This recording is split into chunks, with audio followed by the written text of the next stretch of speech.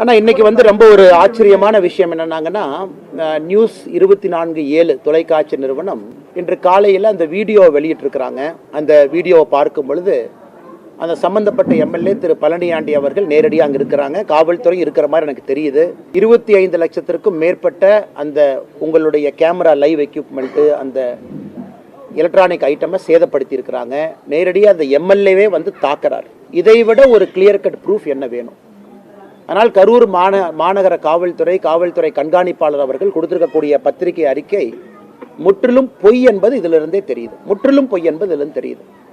அதனால் முதலமைச்சர் அவர்கள் தன்னுடைய கட்சியை சார்ந்த ஒரு எம்எல்ஏ, ஒரு சட்டமன்ற உறுப்பினர், அவர் தப்பாக நடத்தக்கூடிய, சட்டத்திற்கு புறம்பாக நடத்தக்கூடிய கல்குவாரி, அதை படம் பிடிக்க செல்லக்கூடிய ஒரு நிருபர், கதிரவன் என்கின்ற நிருபர், அவரை தாக்கியும் இத்தனை காலமா அது மௌனம்.